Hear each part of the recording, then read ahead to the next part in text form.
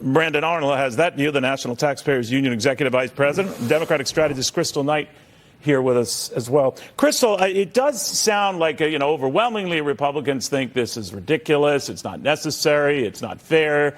But now we're getting more and more, Democratic congressmen who are saying and concerned as well that this is probably bad timing and not necessarily something that will be productive. Larry Summers, the former Clinton Treasury Secretary, has already said it's going to be inflationary. The Washington Post writing today, quote, Biden's loan announcement is a regressive, expensive mistake. What do you make of that?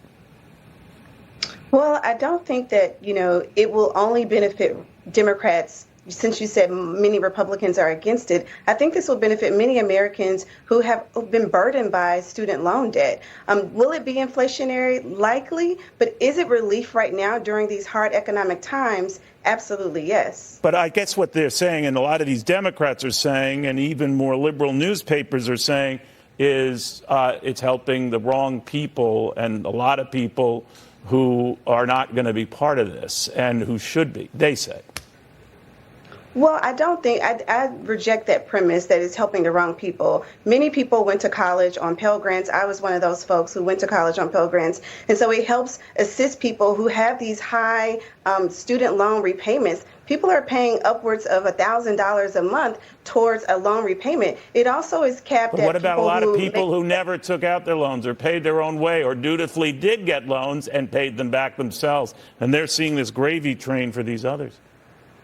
Well, I don't think we have to look at it as a gravy train. I think we look at it as relief to many Americans who are burdened by student loan debt. And so I think it depends on the lens that we're talking about and framing this conversation in. And any relief that alleviates the economic burdens that people have with getting forward in life with their economic situations, I think that's a good thing. We talk about pumping money back into the economy, making sure people can afford their day-to-day life expenses. And with this, delayment of repayments and the wiping away of some loans, not all of it, obviously, right. I think it is a helpful stance that the president has taken. All right, we'll see how that sorts out. But, Brandon, we do know it's going to be added to the debt, and we all pay a portion of that. And there are different figures that work that out, the $2,000 plus share of average Americans who are going to pay for this. Leaving that aside, though, Brandon, I've heard a lot of conservatives argue that this skews to the wealthy. Now, a lot of Democrats come back and say, so did your tax cuts. But how do you address this then? How do you take the class argument and say what was good before isn't good now?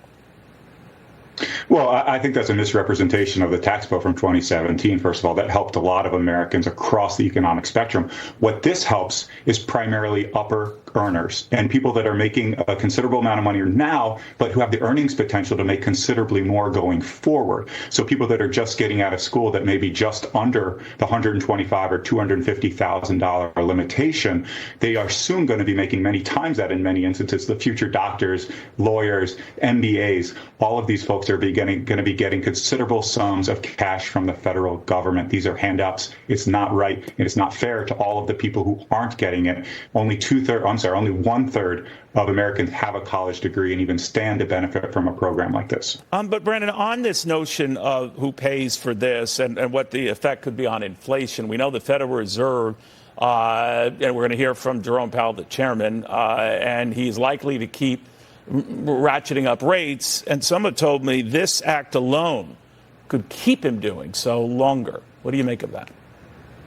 Yeah, there's speculation that this act alone could necessitate a 75 basis point interest rate hike. So this is exacerbating inflation. It's not just people on the right saying that. As you referenced earlier, people like Larry Summers, Jason Furman, in fact, said that this was like pouring $500 billion of gasoline on the inflationary fire. Incidentally, $500 billion is what it feels like I've spent since Joe Biden has become president on gasoline.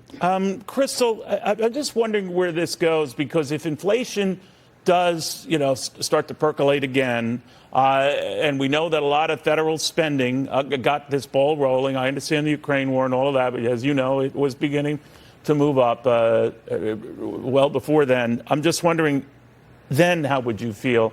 Then how would you react to the people who say, you've got to be kidding me? Not only did I not get this relief, I'm paying for it longer term, and now I'm paying for it in higher prices. Well, I still think that it's a good idea to help people out with student loan repayment. This government has bailed out several major industries, and we leave students behind all the time. We've bailed out banks. Fair point. But what you do for one group, others are going to say, people might say, I'm behind on my auto loans. I'm behind. 20 million Americans right now are running behind on their utility bills. That they're going to say, well, hey, I want in on this, right? Well, again, my position is anything that helps put money back into Americans' pocketbooks, I'm for that. And I think that this is a good thing that's long overdue. And this is also a campaign promise that President Biden campaigned on. And so we have to think about the things that he said that he's going to do. Did he deliver? And this is absolutely a campaign promise that he's delivering on. He might be delivering on a campaign promise, but Brandon, I'm just concerned it's on our dime. And we don't have any dimes. We owe a lot of money, over $30 trillion collectively in deficits over the years, and that's our debt right now. And this is being piled into that debt.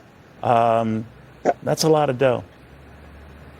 That is a lot of dough. And listen, we've heard so much about the Inflation Reduction Act, how that's supposedly cutting the deficit to the tune of $300 billion. Well, this student loan move is going to cost at least $400 billion.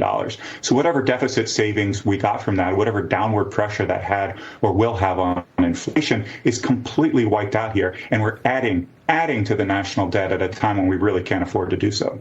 All right, guys, I want to thank you both. A fair and very reasonable, rational discussion of this without screaming at each other. I very much appreciate that. So thank you. In the meantime,